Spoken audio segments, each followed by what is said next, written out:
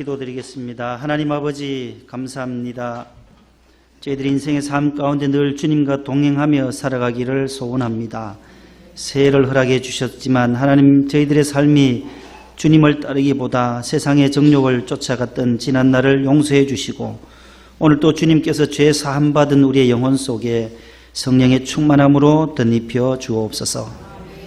하나님 아버지 저희들 하나님의 자녀로 그리스도의 후손으로 자녀 삼아주신 은혜에 감사합니다. 금년에도 선한 목자 되셔서 푸른 초장 잔잔한 물가로 저희들을 인도해 주시고 사망의 음침한 골짜기에서도 해를 받지 않도록 주님의 지팡이와 막대기로 우리를 안위하여 주옵소서.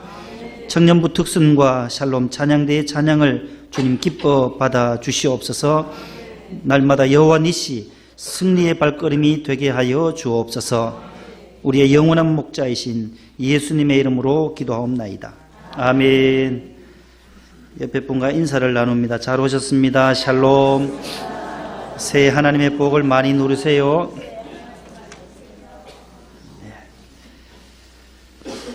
따라합시다. 날로 새로워지는 속사람.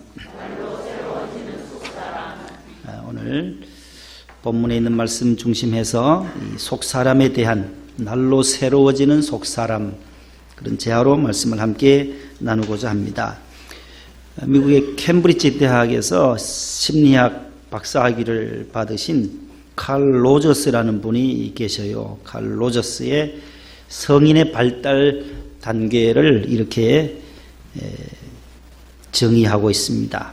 성인이 발달하면서 성장하면서 도만기를 거쳐서 16, 17세는 사춘기라고 하는 이 질풍노도의 시대는 어쩌면 도피하고 싶어하는 이 현실로부터 도망가고 싶어하고 그 도만기라고 하는 그 시기가 있고 18세에서 22세는 또 사색을 하면서 탐색하는 탐색의 기간을 거치고 또 23세에서 28세는 투쟁기 모든 삶에 있어서 전투적으로 치열한 이 사회에서 살아남으려고 하는 공부한 것을 가지고 사회에 이제 적응해야 하는 시간이 투쟁기로 보고 있고 29세에서는 또 34세 열심히 일해보았지만은 또 회의를 느끼는 회의기를 거쳐서 35세에서 43세에는 또 인생의 불안기가 온다는 불안한 시기가 찾아오고 그다음에 44세에서 50세에는 돌아보는 거죠. 돌아온 과거를 한번 지나온 세월을 50년 동안 이 반성기를 거쳐서 50세 이상이 되어서 그제서야 성인의 성숙기의 단계에 다다른다고 그렇게 얘기를 했습니다. 우리 인생은 늘 발전하게 되어져 있어요. 출생과 더불어서 이 성숙을 향하여 지향해 나가는 거죠. 어릴 적에는 우리가 모두 다 유아기에 그 모습들을 다 가지고 있습니다. 태어나면 스스로 생활할 수가 없어요. 살아갈 수가 없어요. 다 어머니의 아버지의 보호와 보살핌 속에서 자라나는 거예요. 여러분 동물들은 한번 태어나면은 송아지 태어난 것처럼 어릴 적에 많이 보았어요. 집에 소를 먹였기 때문에 이 송아지는 금방 일어서요. 한 10분 15분 이제 마당에다 이렇게 뚝 떨어 놓고는 막 어미소가 핥아요. 모든 양수를 막 핥아가지고 이 털만 조금 마르다 싶으면은 뻘떡 일어서는 거예요, 이 송아지가. 그래서 막 돌아다니는 거예요. 우리 사람처럼 뭐 2살, 3살까지 안 기다려줘요. 송아지 보셨어요? 걷는 거? 부장님 보셨죠? 다 송아지 태어난 거 한번 보세요, 여러분들. 그러나 사람은 그 기간이 좀 길어요. 하나님의 형상대로 지음받은 우리 인간은 누군가의 보살핌이 있어야 한다는 거예요. 어릴 적에는 부모님의 보살핌이 있어야 하고 또 커서는 배우자의 스승의 자기를 가르쳐주는 동료들, 스승, 모든 사회에서 상관들 많은 분들의 도움이 있어야 한다는 거예요. 우리가 이 땅을 떠날 때도 누군가의 도움을 받아야 해요. 그 도움이 바로 하나님의 도움이라는 거예요. 이 땅을 살 때도 도움이 필요하는데 그 도움이 여호와가 나의 도움이 되신다. 다윗은 그는 우리의 도움이시다. 그는 우리의 반석이시다. 그가 우리의 피난처시다. 늘 다윗이 그렇게 고백하는 것.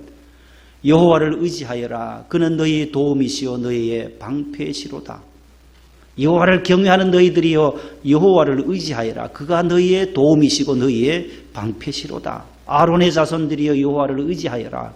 그분이 너희의 도움이 되시고 너희 인생의 모든 것을 막아주시는, 재난을 막아주시는 방패가 되신다라고 다윗은 늘 고백하잖아요. 따라합시다. 하나님이 나의 도움이시요 나의 방패이십니다. 위기 상황 속에서도 도와주실 이는 하나님밖에 없다라는 거예요. 하나님밖에 없어요. 얼마나 많은 위기들이 우리 인생 가운데 찾아옵니까? 이번에 테헤란에서 출발했던 그 비행기, 우크라이나 비행기 맞나요? 23일 우크라이나로 가는 거죠. 테헤란에서 이륙해서 가던 비행기가 176명을 태우고 가다가 미국 비행기인 줄 알았나 봐요. 미국이 또 이란을 또 공격할 줄 알고 이 군사령관이 실수한 거죠. 그 미사일을 발사해서 비행기가 추락해서 176명의 카나다인, 독일인, 영국인, 많은 분들이 러시아인들까지 그렇게 모두 176명이 다 사망하게 되는 그런 사건. 참 쉽지 않은 일이지만 자주 일어나는 일은 아니에요, 이것은. 우리 여기 집사님도 앉아 계시지만 비행기를 42년간 조종하셨어요. 42년간, 25,000시간, 3년여 정도 공중에 떠서 다니셨는데 그 순간에도 어려운 일이 왜 없었겠어요? 우리나라에 3분밖에 안 계신다. 25,000시간을 무사고로 운행하신 우리 집사님 여기 지금 딱 앉아 계세요. 그 집사님 간증을 보면은 그래, 하나님이 안 도와주시면 공중에는 뭐 정체도 없고 뭐 귀성객들 차 막히듯이 그렇게 정체되는 구간이 없어요. 하도 넓으니까 우리 구정이나 추석 연휴 때는 평소에도 올림픽대로 본당까지 가려면 많이 막히잖아요. 그런데 공중에는 그런 것이 없어요. 그럼에도 불구하고 위험한 순간들이 온다라는 거예요. 기류도 심하고 그러한 순간에는 하나님 앞에 기도하고 잡을 수 없는 거지. 하나님께서 도와달라고 기도할 수밖에 없는 그 파이롯의 사명도 그 큰 사명이거든요. 공군 조종사 하시다가 공군 사관학교 나오시고 그래서 나중에 이제 대한항공에 가셔서 칼 기장으로 계셨다고 해요. 오늘 여기에 보니까 나왔어요. 무등산 아침회를 하나 주시더라고요. 무등산 아세요? 무등산 어디 있는 거예요? 네. 광주 서중과 광주 일고 유명한 고등학교잖아요. 거기 출신이신가 봐요. 우리 집사님 32회 광주 일고. 대단해요. 자랑스러운 일고인 해가지고 여기 학교가 나오는데 다하라 충효, 한자로 충과 효, 충성과 효를 다해라. 나라를 위해서, 부모를 위해서. 이어라 전통을 이어가자는 거죠. 그 다음에 길러라 실력. 요 3가지가 학교 그건가 봐요. 학군인지 학교 건물에 딱 써붙여 있네요. 실력도 길러야 하고 이어가야 할 전통도, 학교의 전통도, 나라를 위해서 충성과 효를 다하고 부모를 잘 공경하는 그렇게 자라난 이 광주일고 출신들이 큰 일을 하는 것도 바로 이러한 학교의 배경이 있다는 거예요. 좋은 학교에 그 전통이 있어요. 좋은 학교들, 경기고등학교나 뭐 서울대학교나 하버드나 이런 데는 그 가르치는 거 핵심이 다르다는 거예요. 진리, 항상 베리타스라고 하는 진리를 추구하잖아요. 학문은 진리예요. 진리가 누구예요? 성경에 예수 그리스도거든요. 예수 그리스도. 늘 하나님을 앞세우는 삶. 우리 인생의 목표도 하나님께 두는 거예요. 하나님께. 먼저 그의 나라와 그의 의를 구하고 하나님의 나라를 먼저 생각해야 되는데 오늘날 현대사회가 왜 어려워지는가?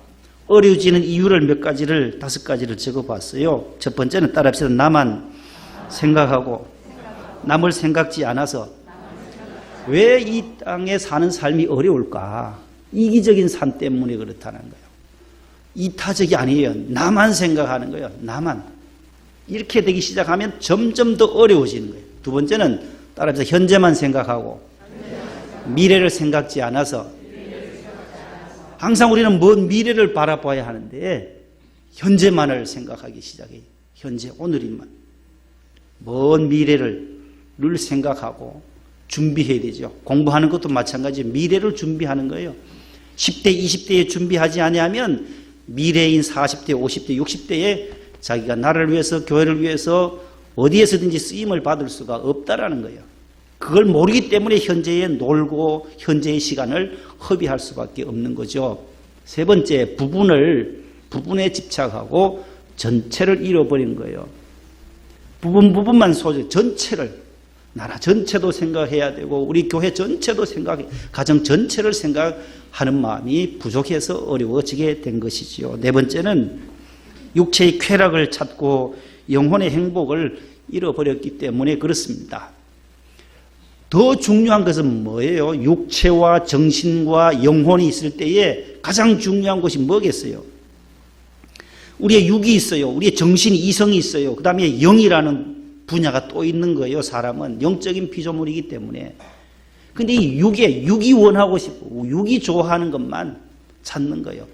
영혼의 지배를 받아야 이성의 지배, 그 다음에 육이 되어야 되는데 이 제일 아래에 있는 육의 것만을 추구하다 보니 오늘날 우리의 삶이 어려워지게 되더라는 겁니다. 다섯 번째는 따라합시다. 것만 추구하고 속을 잃어버려서, 이게 어쩌면 가장 큰 문제일 수도 있어요. 성경은 저 겉사람, 겉만 추구하는 겉사람에 대해서는 그렇게 말씀하지 않아요. 오늘 본문에도 너희 겉사람은 어떻게 된대요? 오늘 본문 읽었잖아요. 낡아지나, 지난 성경은 부패해지지만 우리의 속사람은 어떻게 해요? 날로 새로워진다. 속이 더 중요하다는 거예요. 겉보다가는 속이 더 중요하다는 거예요. 근데 오늘 현대인들은 이 겉을 더 많이 치장해요. 빈 달구지가 소리가 더 크다라는 것은 농촌에 있는 분들은 더 많이 알죠. 빈 달구지가 소리가 나요. 달구지가 짐을 가득히 실은 달구지는 동네 어귀에 들어올 때도 소리가 나지 않아요. 속이 비어있는 사람들이 소리가 커요. 빈 달구지가 시끄럽듯이 속이 가득한 사람들은, 속이 깊은 사람들을 성경은 속사람이다라고, 따라합시다. 속사람을 능력으로 강건하게 하옵소서. 에베소 3장 16절에서 사도 바울이 에베소 교회 성도들에게 기도하면서 너희 속사람을 성령의 능력으로 강건하게 해달라고 기도하는 내용이 나와요. 겉사람을 강건하게 해달라는 말씀이 아니다라는 거예요. 속이 강건하면 겉사람은 자연적으로 젊어진다라는 거예요.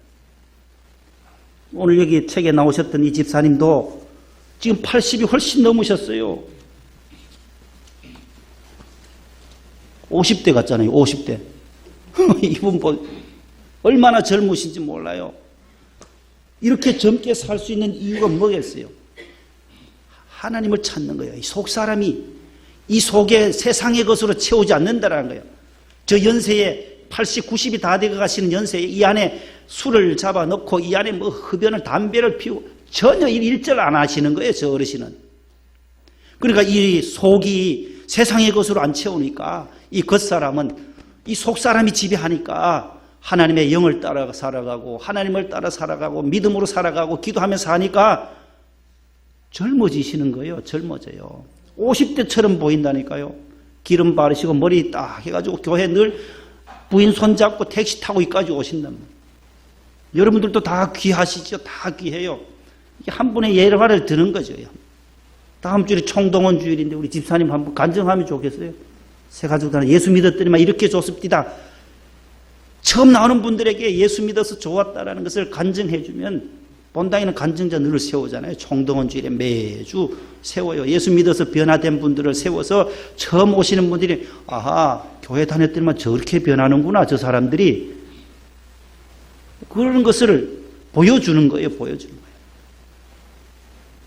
겉사람을, 이 겉을 우리가 점점 결국은 쭈글쭈글해지고 낡아진다는 거예요. 오늘 성경의 사도 바울이 우리의 겉사람은 낡아지나, 낡기만 해요. 나중에는 결국은 들리지도 않고 보이지도 않고 머리도 점점 휘어지고 기력도 쇠하면서 결국은 쓰러지고 사망 죽음에 이르게 되는데, 그러면 그럴수록 낙심하지 않는, 오늘 본문에 따라서 낙심하지 말자. 낙심하지 말라는 거예요. 그 사람은 후패해지고 낡아지고 썩어져 간다 할지라도 나는 낙심하지 않는다. 바울은 그렇게 말하잖아요. 그 사람, 그철 많이 여성분들도 화장하는데, 저희 집사람도 화장하는데 시간을 많이 걸려요.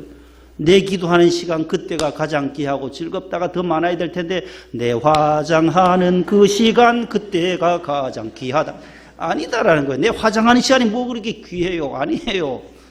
그 시간은 잠깐이에요. 잠깐 화장해서 또 저녁에 또 닦아내고 지워야 돼요.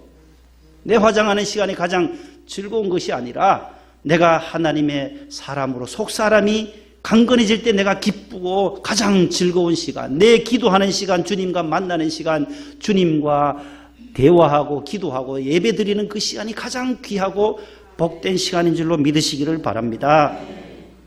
그래서 오늘 본문에도 4장 1절, 본문이 속한 4장에 3번이나 낙심하지 말자고 말해요. 따라서 낙심하지 말자. 오늘 성경 한번 펴보세요. 1절 한번 읽어봅니다. 4장 펴져 있죠. 4장 1절. 그러므로 시작. 그러므로 낙심하지 아니하고 되세요. 우리가 이 직분을 받아 긍휼하심을 입은 대로 하나님이 일을 할 때 하나님 주신 그 직분들, 성가대, 차량부, 안수집사, 권사, 모든 교사의 직분들을 감당할 때에 뭐 하지 말라는 거예요? 낙심하기 참 쉽거든요. 누굴 보면 또 낙심하고, 누구 때문에 나는 기운이 빠지고 하는, 그렇지 말자라는 거예요. 직분 감당함에 있어서 낙심하지 말라는 거예요. 두 번째는 8절에도 또 나와요. 8절 읽어봅니다. 8절 찾으셨어요? 우리가 시작.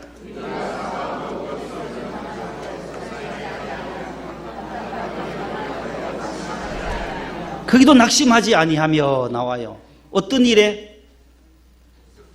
어떤 일에? 답답한 일을 당했을 때도 낙심하지 말라는 거예요. 얼마나 답답한 일들이 이 세상 살면서 우리가 많이 당합니까? 그럴 때일수록 답답하고 불통할 때에 낙심하지 않기를 축복합니다. 낙심해서는 안 된다는 거예요. 누구의 말 때문에 낙심하거나 누구 때문에 낙심해서도 안 된다는 거예요. 답답한 일 당해도 낙심하지 아니하고, 그 다음에 오늘 본문 16절 다 같이요. 그러므로 우리가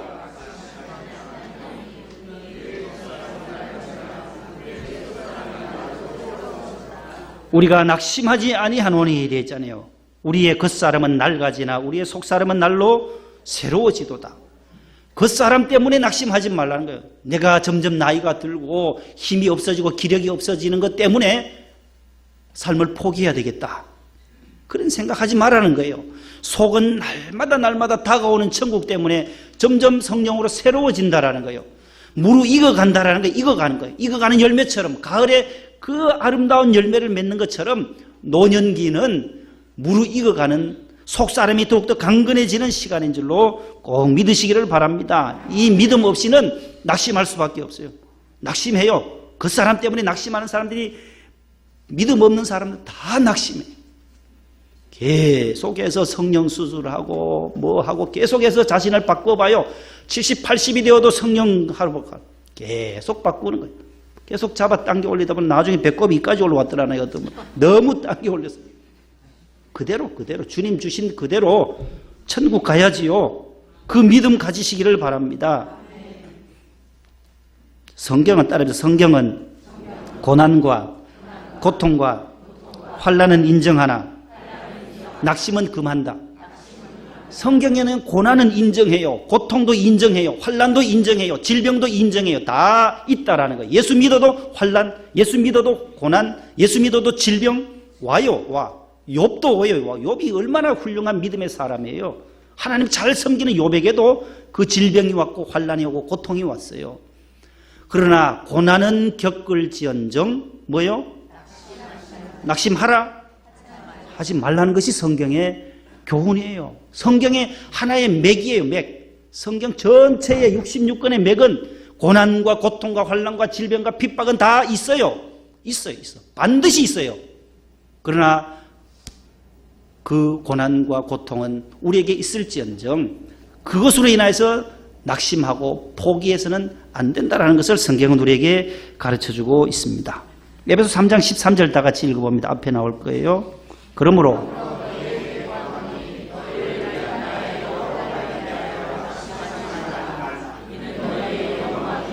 아멘. 사도 바울이 당하는 여러 환난에 대해서 에베소 교회의 성도들 너희들 낙심하지 말아라 말해요. 데살로니가 후서 3장 13절요.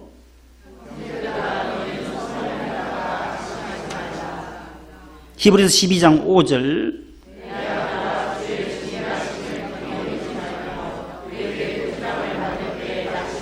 갈라디아 6장 9절 말씀.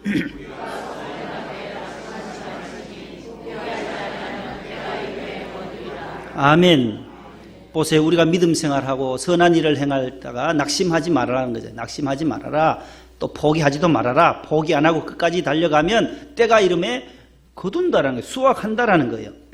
그래서 성경은 낙심하지 말 것을 계속해서 이렇게 반복하고 있습니다. 유엔에서 2015년도에 새로운 연령을 구분했어요. 나이대를.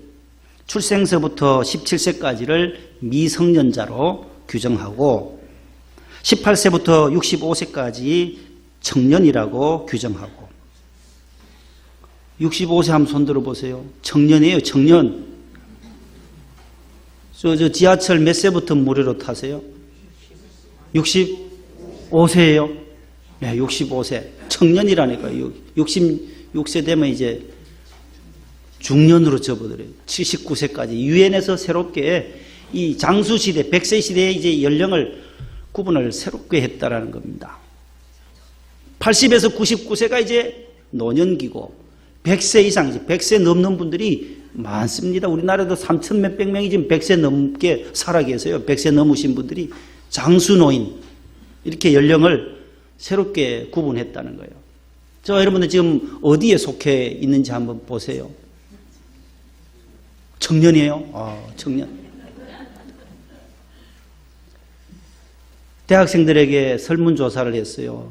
당신의 부모님이 몇 세까지 살기를 바라십니까? 이 100세 시대에 오래 살기를 바랍니까? 아니면 몇 세쯤 돌아가시면 좋겠냐고 했더니만 이 배운 대학생들이 63세에 돌아가시면 좋겠다. 왜 그럴까요? 모시기 싫다는 거예요. 앞으로 살아가 60 이상부터 100세 40년 동안을 노년기를 자식들이 이제 돌보기가 싫은 거죠. 그래서 좀 빨리 퇴직하고 딱 곧바로 63세에 그만 천국 가셨으면 좋겠다. 이게 요즘 젊은이들의 그 흐름이 유행이랍니다. 그래서 노후 대책을 해야 한다는 스스로 아들들이나 딸들이 자녀들에게 이제는 신세 지지 말고 스스로 독립할 수 있도록 스스로 일을 해야 한다는 거예요. 스스로 노후를 위해서 준비해야 된다는. 자녀들이 이런 생각을 가지고 있구나. 오늘 집에 가서 여러분들 자녀들에게 물어봐요. 내가 몇 살까지 살면 좋겠노? 아이고 오늘 그만 돌아가시지요. 이러면은 이게 안 되는 거야. 안 돼. 자, 노인에 대한 성경적 이해를 보세요. 성경은 그렇게 말씀하지를 않아요. 빨리 돌아가시라고 말 안 해요. 성경은 노인은 첫 번째 따라합니다. 존경의 대상이다. 레위기 19장 32절에 같이 읽어봅니다. 너는 샌머리 앞에 일어서고 노인의 얼굴을 공경하며 내 하나님을 나는 여호와니라. 아멘. 여기에 샌머리가 나와요. 샌머리. 이 샌머리가 쇠바라고 하는 히브리어 이 단어는 호니 헤드라는 거예요. 호니. 백발의 머리라는 뜻이에요. 샌머리. 머리가 힘이 세다는 게 아니고 쉬었다는 거예요. 백발의 머리가 누구예요? 노인들이 어른이란 말이에요. 어른. 그래서 노인을 다른 말로 샌머리 앞에 일어서고 쿰하라는 쿰. 달리다 쿰할 때 쿰이거든요. 너는 어른들이 딱 오시게 되면 앉아있다가도 뻘떡 일어서는 것이 당연한 거죠. 어른들이 숟가락 밥 드시기 전에 자녀들이 어떻게 먹어요? 다 어르신들이 먼저 숟가락 한 술 떠야 그제서야 우리도 떠서 먹는 것을 다 배웠어요. 먼저 우리가 어른들 드시기 전에 밥 먹으면 저 잘못 배웠다라고 동네 어른들한테 다 그렇게 지적을 받아요. 셋머리 앞에, 어른들 앞에는 공경의 마음, 존경의 대상이 바로 어른들이에요. 노인의 얼굴을 공경하며 너의 하나님을 공경하라. 하나님이 부모님들을 주셨고 어르신들을 다 하나님과 같다라는 거예요. 그래서 내 부모를 공경하라. 하나님을 공경하라.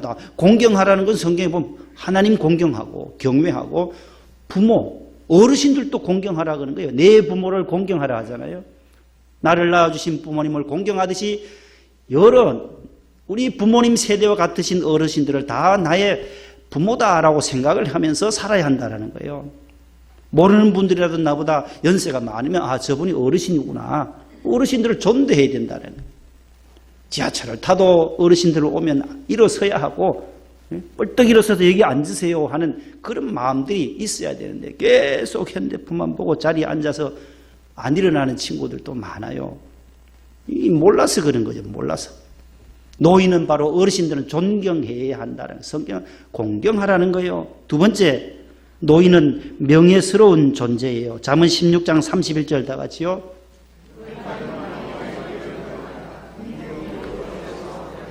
보세요. 백발, 셋머리, 세바라고 하는 이 히브리어 단어 백발이라는 거예요. 영화의 면류관이다. 이게 그냥 백발이 되는 것이 아니다라는 거죠. 태어날 때부터 아기가 말이죠. 하얀 머리 가지고 태어나나요?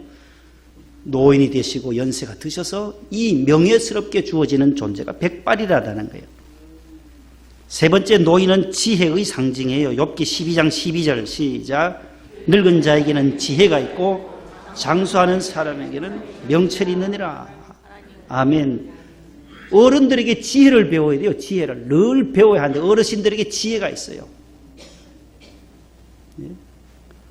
여로보암, 르호보암, 거기 보세요. 르호보암과 여로보암 갈라질 때 르호보암이 나라가 갈라지잖아요. 르호보암. 솔로몬의 아들 때에 가서 이스라엘 북쪽과 남쪽이 갈라질 때도 이 어르신들의 말을 안 들었어요. 젊은이들의 말만 르호보암이 듣다가 연세 드신 분들의 그 지혜를 다 무시해버리다가 결국 나라가 두 동강이 난 거예요. 북이스라엘과 남유다로. 지혜가 있는 연세 드신 분들의 그 경륜이 있어요. 그 지혜를 배워야 돼요. 늙은 자에게, 노인들에게, 어른들에게 지혜가 있다. 장수하는 자에게는 명철이 있다. 지혜와 명철은 바로 부모님들에게, 어르신들에게 있기 때문에 배워야 한다는 거예요. 네 번째, 하나님께 쓰임받는 훌륭한 일꾼이 바로 어르신들이에요. 연세 드셨다고 나는 다 포기하고 이제 천국 갈 날만 기다리는 것이 아니라 은퇴하신 분들 제가 그랬잖아요. 리타이어라고. 타이어를 바꾸어 끼우는 거라고. 리타이어먼트 있잖아요. 리타이어. 우리 은퇴하셨잖아요. 지난주에 우리 안수 집사님들, 권사님들이 바퀴를 타이어를 새로 끼워서 후반기 인생을 새롭게 달려가는 것이에요. 아브라함도 75세에 부르심을 받았고 모세는 80세에 바로 앞에 서서 이스라엘을 구출해내잖아요. 80세에. 여기 보니까 연세 드신 분들이 큰일 한 것이 여기 나와요. 소포클레스가 클로노스의 에디푸스를 쓴 것이 80세였고 괴테가 파우스트를 완성한 것도 80이 넘어서였고 다니엘 드포가 59세에 로빈슨 크루소를 썼고 임마누엘 칸트도 이 순수 이성 비판을 발표하고 미켈란젤로는 70세에 로마의 성 베드로 대성전의 돔을 완성했고 베르디, 하이든, 핸델 모두가 70이 넘은 나이에 불후의 명곡들을 작사 작곡했다라는 겁니다. 연세 드셔도 우리는 하나님께 쓰임 받을 수 있다. 하나님의 일에는 나이와 관계가 있다 없다? 없다라는 거예요. 성경 읽어보면 젊은 나이에도 연세 드신 분에게도 하나님은 다 적재적소에 부르심을 받아서 쓰임을 받고 있다라는 겁니다. 마지막 다섯 번째는 돌봄을 필요로 하는 세대가 바로 어르신들이에요. 시편 71편 18절 다 같이요.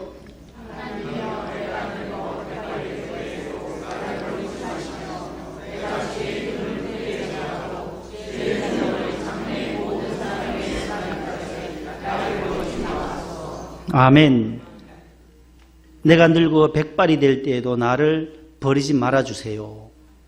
다윗의 기도예요. 내가 주의 힘, 능력을 후손들에게 전달하게 하고 또 주님의 능력을 장래의 모든 사람들에게 전파하기까지 나를 버리지 말아주셨으면 좋겠습니다 라고 하는 간절한 기도예요. 백발이 되고 연세가 드셔도 우리의 속사람은 날로 어떻게 된다고요? 새로워지는, 따라합시다. 겉사람은 낡아지나 나의 속사람은 날마다 새로워지는도다. 내 속사람, 여러분들의 속사람을 성령의 능력으로 늘 강건하게 해달라고 기도하시는 여러분들 될 수 있기를 축복합니다. 그래서 사람답게 살고 사람답게 늙고 또 사람답게 죽어가는 성령의 사람으로 결국 천국에 입성하는 우리 모두가 될 수 있기를 축복합니다. 하나님 아버지 감사합니다. 우리의 속사람이 날로 강건해지는 은혜를 이 새해에도 허락하여 주시옵소서. 예수님 이름으로 기도하옵나이다. 아멘.